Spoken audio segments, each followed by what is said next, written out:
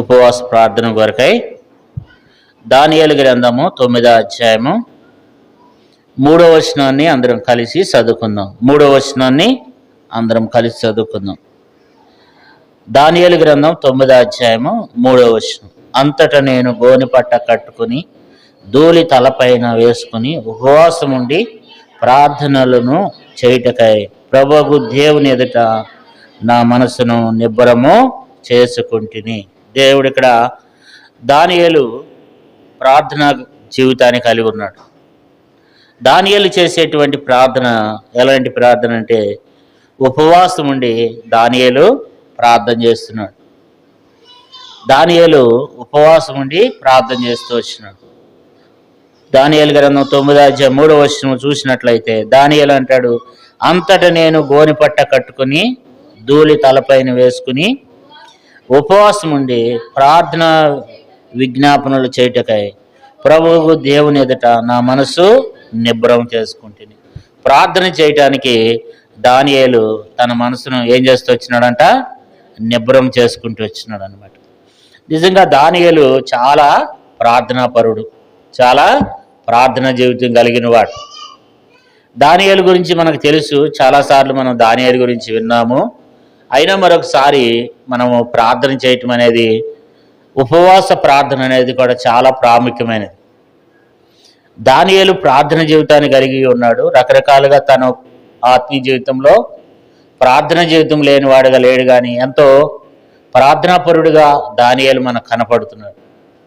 మనం కూడా దేవుడు ఒక వ్యక్తిని గురించి దేవుని వాక్యంలో దేవుడు రాసి పెట్టాడని అంటే మనం కూడా వారి జీవితాల వలె మనం కూడా దేవునికి ఇష్టకరమైనటువంటి జీవితాలు కలిగిన వారంగా మనం కూడా అలాంటి భక్తి జీవితాన్ని మనం కలిగి మనం కూడా అలాంటి జీవితాన్ని జీవించాలి.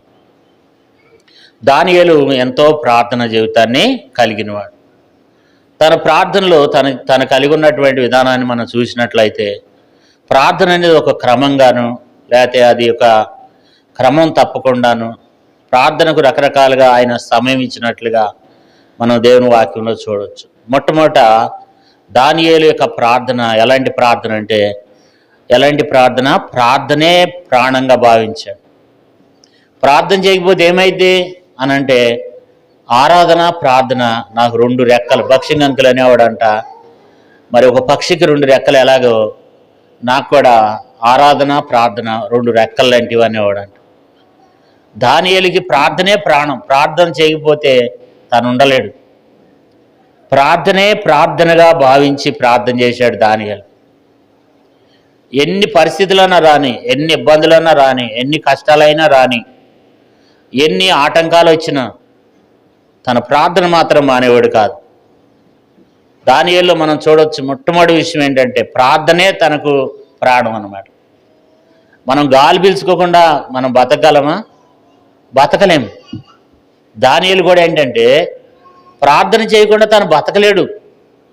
ప్రార్థనే తనకు జీవనాపాధి, ప్రార్థనే తనకు ఒక గాలి ఏ రీతిగా అయితే మనం పీల్చుకుంటామో మరి అలాంటి ప్రార్థన జీవితం కలిగిన వాడు దానియేలు. అవసరమైతే అన్నం తినకుండా అయినా ఉంటాడేమో కానీ ప్రార్థన చేయకుండా మాత్రం దానియేలు ఉండడు. ప్రార్థనే ప్రాణంగా భావించాడనమాట. ప్రార్థన లేకపోతే ప్రాణం లేదు. అలాంటి ప్రార్థన దానియేలు చేస్తూ వచ్చినాడు. ప్రార్థనే తన ప్రాణం. అంతగా ప్రార్థించినాడు దానియేలు.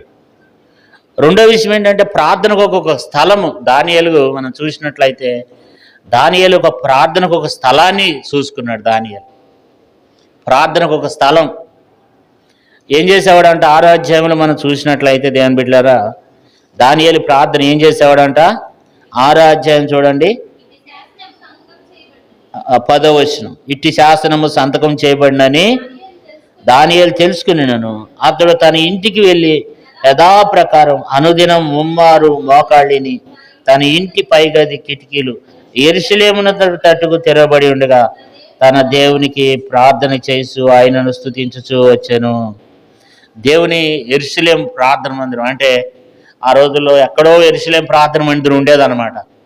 తన కిటికీలు తెరుచుకుని యెరూషలేం ప్రార్థన మందిరం ఈ రీతిగా ఉంది, ఈ తినంగా ఉంది. ఎక్కడుంది యెరూషలేం ప్రార్థన మందిరం? ఈ తినంగా ఉంది కదా. అప్పుడు మీకు ఏ రీతిగా ఎక్కడుంది మీకు మందిరం? కాలనీలో వాళ్ళు, అజ్వానిగూడెంలో ఉన్నవాళ్ళు, లేకపోతే ఈ చుట్టుపక్కల ఉన్నవాళ్ళు, మనం కూడా ఒక స్థలాన్ని చూసుకోవాలి. దేవుని మందిరం వైపు, యెరూషలేము తట్టు, దేవుని పరలోకపు తట్టు మనము మన మనసులు ఎత్తి మనం ప్రార్థన చేయాలి. ఒక స్థలం ఉంది దానియేలుకి.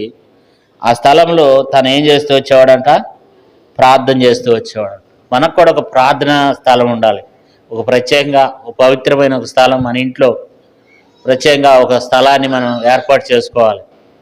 ఆ స్థలంలో ఇది ప్రార్థనా స్థలం, ఇక్కడ మనం ప్రార్థన చేయాలి.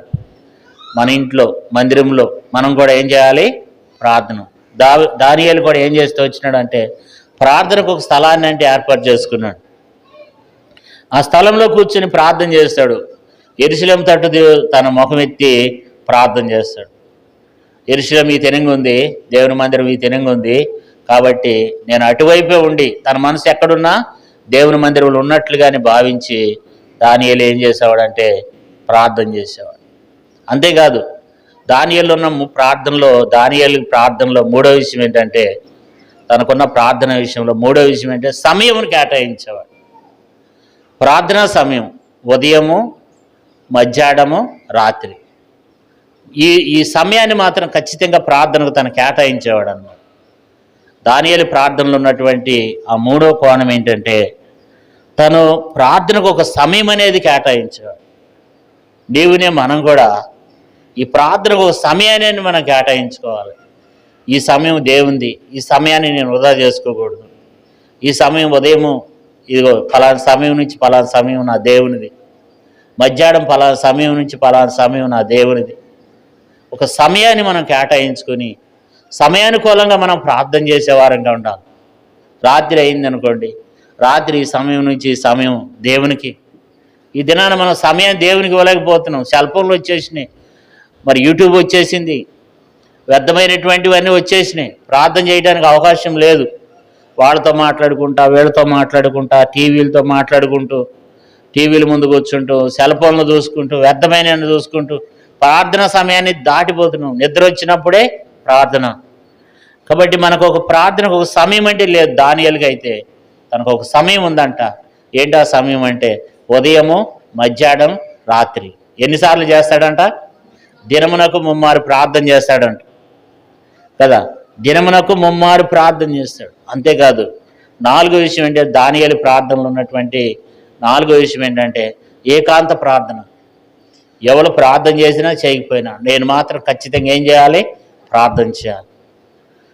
వాళ్ళు రావట్లేదు, వీళ్ళు రావట్లేదు, లేకపోతే వాళ్ళు సహకరించట్లేదు, వీళ్ళు సహకరించట్లేదు, మా ఇంట్లో వాళ్ళు ఎవరు ప్రార్థన చేయరు కాబట్టి నేను కూడా ప్రార్థన చేయను, వాళ్ళు ఎవరు సహకరించలేదు కనుక నాకెందుకులే అనుకోవట్లేదు. కానీ తను ఏం చేస్తున్నాడంటే వ్యక్తిగతంగా ఏకాంత ప్రార్థన చేస్తున్నాడు.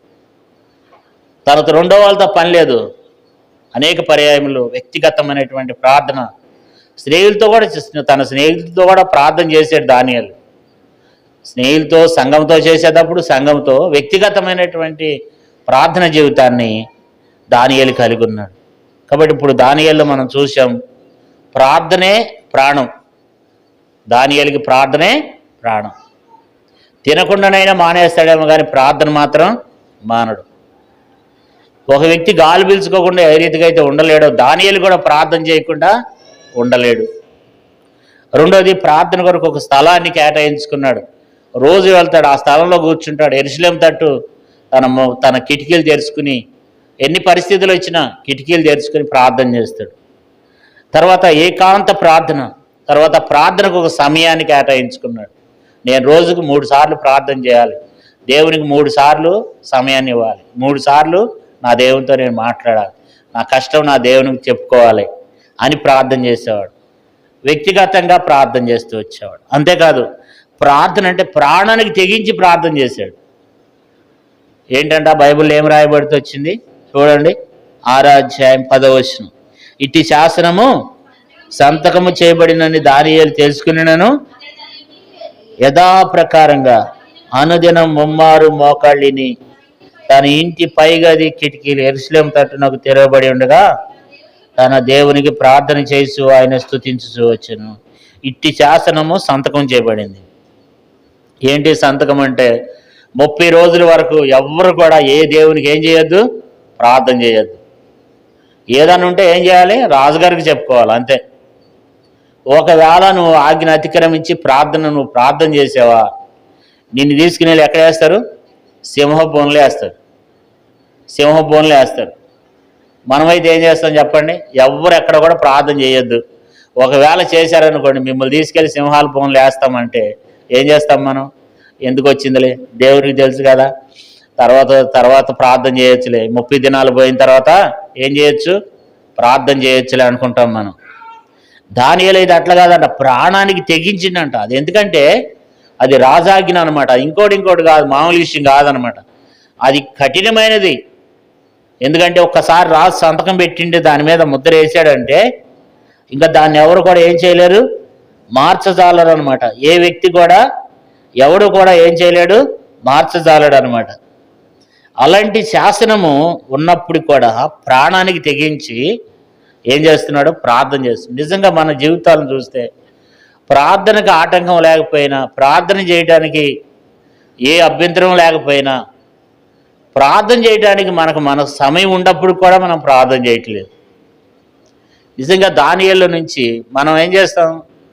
మనం అనేక పర్యాయాలు ఎవరైనా వస్తే ప్రార్థన మానేస్తాం, చుట్టాలు వస్తే ప్రార్థనలు మానేస్తాం, బంధువులు వస్తే ప్రార్థనలు మానేస్తాం, లేదా ఎక్కడికన్నా బంధువులు ఇళ్ళకి వెళ్తే ప్రార్థన రకరకాలుగా మనం ప్రార్థన మానేస్తాం. ప్రార్థన చేసే అవకాశం ఉన్నప్పుడు కూడా ప్రార్థన చేయట్లేదు మనం. కానీ తను ప్రార్థన చేయడానికి అవకాశం లేకపోయినప్పటికి కూడా ఏం చేశాడంట? ప్రార్థన చేస్తూ వచ్చినాడంట. ప్రాణానికి తెగించి ప్రార్థన చేశాడు. దేవునే మనం కూడా అలా ఉండాలని దేవుడు కోరుకుంటున్నాడు. మరి దానియేలులో మనం చూస్తూ వచ్చాము, ప్రార్థనే పణంగా పెట్టి ప్రార్థన లేకుండా తను ఉండలేకపోతూ వచ్చినాడు. అది మొదటి విషయం. మనం కూడా ప్రార్థన లేకుండా మనం ఉండకూడదు. ఈరోజు ప్రార్థన చేయలేదు, అన్నం తినేస్తున్నాం, మరి ఎట్లా? ప్రార్థన మానేసాం. అట్లా ఉండకూడదు. ఈరోజు మొట్టమొదట నా దేవునితో మాట్లాడాలి, ప్రార్థన చేయాలి. ప్రార్థనే నా ప్రాణం. అమ్మో, నేను ప్రార్థన చేయకుండా నేను ఉండలేనండి. దానియేలు కూడా అలాంటి జీవితాన్ని కలిగి ఉన్నాడు. ప్రార్థన కొరకు ఒక ప్రత్యేకంగా ఒక స్థలాన్ని కేటాయించుకున్నాడు, ఒక సమయాన్ని కేటాయించుకున్నాడు. వ్యక్తిగతంగా ప్రార్థన చేయడానికి ఇష్టపడ్డాడు. ప్రాణానికి తెగించి ప్రార్థన చేస్తున్నాడు. మనం చేస్తామా? మరి అలాంటి ప్రాణానికి తెగించి ప్రార్థన చేస్తున్నాడు. అంతేకాదు, ప్రార్థనలోనంట బతుములాడుతున్నాడంట. ప్రార్థనలో మనం ఏం చేస్తాం? దేవునికి మనం బతుములాడమంట. ఒకసారి ఒక సేవకుడు వాక్యం చెప్తుంటే విన్నాను అనమాట. దేవుని మనం బతుములాడమంట, దేవునికి ఆజ్ఞాపిస్తామంట. ప్రభా, మాకు సహాయం చేయండి, మా ఇంటి వారి కొరకు సహాయం చేయండి. ప్రభా, మా ఆయనకి ఆరోగ్యం బాగలేదు, ఆయన బాగు చేయండి. తర్వాత మా బంధువుల్లో అక్కడికి వెళ్ళండి, అక్కడ ఆమెకు బాగలేదు, ఆమె కొరకు ప్రార్థన చేసి రండి. ప్రభా, ఇక్కడ వాళ్ళని జ్ఞాపకం చేసుకోయా, వాళ్ళ దగ్గరికి వెళ్ళు, అక్కడికి వెళ్ళి వాళ్ళని ప్రార్థన చేయి, వాళ్ళని దర్శించు. అంటే మనం ఎట్లా అంటామంటే దేవునికి మనం ఆజ్ఞాపిస్తామంట. ప్రార్థనలో దేవునికి మనం ఏం చేస్తామంట? ఆజ్ఞాపిస్తామంటావు. దైవసేవకుడు చెప్తుంటున్నాను. ప్రార్థనలో మనం ఏం చేస్తామంటే చాలాసార్లు నిజంగా ఆయన చెప్పింది కరెక్టే అని అనిపిస్తుంది. ఎందుకంటే కొన్నిసార్లు మనం ఆజ్ఞాపిస్తాం, ప్రభా మరి అది చేయండి, ప్రభా చాలా రోజుల నుంచి మేము ప్రార్థన చేస్తున్నాం, దాని సంగతి ఏంటి ప్రభా? లేకపోతే ఇట్లా మనం ఏం చేస్తామంటే మన ప్రార్థనలు ఎట్లా ఉంటాయంటే దేవునికి ఆజ్ఞాపించినట్లుగా, అంటే ఆయనే చిన్నవాళ్ళలాగా, మనమే గొప్పవారంలాగా, మన మాట ఆయన వినేటట్లుగా మన ప్రార్థన అలాంటి విధానంలో ఉంటుంది. అందుకే మన ప్రార్థన దేవుడు ఆలకించడం లేదు. ప్రార్థనలో ఏం చేయాలి? బతిమాలతం అంటే మనకు తెలుసు కదా. దానియేలు ఎట్లా ప్రార్థన చేస్తున్నాడు? బతిమాలుతున్నాడంట. దేవుణ్ణి ఏం చేస్తున్నాడంట? దానియేలు బ్రతిమాలుసు. దేవుని వాక్యంలో మరి 6వ అధ్యాయంలో ఏముంది అక్కడ చూడండి. 11వ వచనం, 6వ అధ్యాయం 11వ వచనం. ఆ మనుషులు గుంపుగూడి వచ్చి దానియేలు తన దేవునికి ప్రార్థన చేయటయ్యో ఆయన్ని బతిమాలుకున్నట్టే చూచి దేవుణ్ణి ఏం చేస్తున్నాడంటే బ్రతిమాలుతున్నాడంట. అయ్యా, నాకు సహాయం చేయి ప్రభువా అయ్యా. అంటే మనం ఎవరు బతిమలాడతారు? మనం చాలాసార్లు కొన్నిసార్లు అడుక్కునే వాళ్ళని చూస్తూ ఉంటాం. వాళ్ళు ఏం చేస్తారంటే బ్రతిమాలుతారు అన్నమాట. ఉదాహరణకి నెలకొకసారి ఇక్కడికి గురక అతను వస్తాడు. ఆయన అసలు ఈ ఏరియాలో తిరగట్లేదు. ఆయన కానీ ఇక్కడికి వస్తాడు, వచ్చి పాస్టర్ గారు డబ్బులు ఇవ్వండి అంటాడు. నువ్వు ఇక్కడ తిరగట్లేదు కదా, నేను ఇవ్వనన్నాను అనుకో, లేదు లేదు నేను వస్తున్నానండి, మీరు పడుకున్నారు అప్పుడు లెక్కట్లేదు మీరు అంటాడు. ఉట్టిదే రావట్లేదు ఆయన. కానీ ఆయన బతులాడతాడు అనమాట. బతులాడితే మాకు అనిపిస్తుంది, పానీలే ఒక 100 రూపాయలు ఇద్దాం అని చెప్పి నిజంగా నెలకి ఇస్తూ ఉంటాను అనమాట ఆయనకి. అట్లా మనము బతుములాడే దాన్ని బట్టి ఇచ్చే వరకు గోజాడే విధానం, బతుములాడే విధానం. కాబట్టి అలాంటి విధానంలో మనం కూడా దానియేలు వలె దేవుని దగ్గర మనం దేవుణ్ణి ఏం చేయాలంట, బ్రతిమాలాలన్నమాట. కాబట్టి మనం కూడా మనం కూడా దేవుణ్ణి బ్రతిమాలే వారంగా ఉండాలి. తర్వాత దానియేలు తను చేసే ప్రార్థన ఏంటి? ప్రార్థన, ఉపవాస ప్రార్థన. ఉపవాస ప్రార్థన దేవుని దగ్గర ఏం చేస్తున్నాడు? దానియేలు గ్రంథంలో మనం చూసినట్లయితే మరి అనేక పర్యాయములు దానియేలు ఉపవాసం ఉన్నట్లుగా దేవుని వాక్యంలో రాయబడుతూ వచ్చింది కదా. దానియేలు గ్రంథం 9వ అధ్యాయము 3వ వచనములు ఏమంటాడు? అంతటి నేను గోనెపట్ట కట్టుకుని ధూళి తలపైన వేసుకుని ఉపవాసం ఉండి ప్రార్థన విజ్ఞాపనలు చేయుటకై ప్రభువుకు దేవుని ఎదుట నా మనసు నిబ్బరం చేసుకుంటుంది. కాబట్టి తను ఉపవాసం ఉండి ప్రార్థన చేస్తూ వచ్చేవాడంట. అంతేకాదు 10వ అధ్యాయం చూడండి, దానియేలు గ్రంథం 10వ అధ్యాయం 2వ వచనం. ఆ దినముల యందు దానియేలును నేను 3 వారములు దుఃఖప్రాసుడనైతిని, 3 వారములు గడిచే వరకు నేను సంతోషంగా భోజనం చేయకుంటుని, మాంసము కానీ ద్రాక్షారసం కానీ నా నోటికి రాలేదు, స్నానాభిషేకములను చేసుకునలేదు. ఇది 21 రోజు చేశాడంట. 3 వారాలంటే 21 రోజు ఏం చేస్తూ వచ్చినాడంట? దుఃఖంతో ప్రార్థన చేస్తూ వచ్చాడంట. ప్రార్థన చేస్తూ 21 రోజులు ఏం చేస్తూ వచ్చినాడంట? 3 వారములు గడిచే వరకు సంతోషంగా భోజనం చేయలేకుంటుని, మాంసం కానీ ద్రాక్షరసం కానీ నా నోటికి రాలేదు.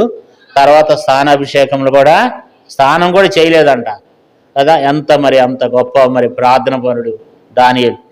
అలాంటి ప్రార్థన జీవితాన్ని మనం కూడా ఉపవాసం ఉండి కనీసం నెలకు ఒక్కసారి, కనీసం వారానికి ఒక్కసారి మనం ఏం చేయాలంటే మనం కూడా ఉపవాసం ఉండి మనం ప్రార్థన చేయాలని, అలాంటి అనుభవం గుండా మనం కలిగి ఉండాలి. దానియేలు కూడా ఏం చేస్తూ వచ్చినాడు? ఉపవాసం ఉండి ప్రార్థన చేస్తూ వచ్చినాడు. మనం కూడా నేను కూడా దానియేలు వలె ప్రార్థన చేయాలి. మనం కూడా అలవాటు చేసుకోవాలి. దానియేలు నిజంగా తను ఎప్పుడన్నా ప్రార్థన మానేడా? ఒక్క పూటన్నా ప్రార్థన మానేడా? తను ఎప్పుడు కూడా ప్రార్థన మానలే. తను ఎప్పుడు కూడా ప్రార్థన విడిచిపెట్టలే. ఎన్ని పనులు ఉంటాయి? ఆయన ఒక రాజు దగ్గర ఉండాల్సినటువంటి వ్యక్తి, నెబుకద్నెజరు రాజు దగ్గర ఉండాల్సినటువంటి వ్యక్తి. చాలా పనులు ఉంటాయి తనకు కూడా ఒక అధికారం ఇవ్వబడింది అన్నమాట. అయినప్పుడు కూడా దానియేలు ఏం చేస్తూ వచ్చినాడంట? ఎంతో ప్రార్థన జీవితాన్ని కలిగి, ప్రార్థన మాత్రము ఏనాడు కూడా ప్రార్థన జీవితాన్ని విడిచిపోయాడు. ఒక్క పూట కూడా. ఈరోజు మనం 3 సార్లు చేస్తున్నాము, ఈరోజు 2 సార్లు చాలే అని అనుకోలేదంట. మనమైతే చాలాసార్లు ఏం చేస్తాం? ఒకసారి ఉదయం చేయము, మనకు ఏమైనా పనులు తగిలితే, లేకపోతే ఒకసారి మధ్యాహ్నం చేయము, లేకపోతే ఒకసారి అలసిపోయము, ఏం చేస్తాములే అని మనం పడుకుంటాం.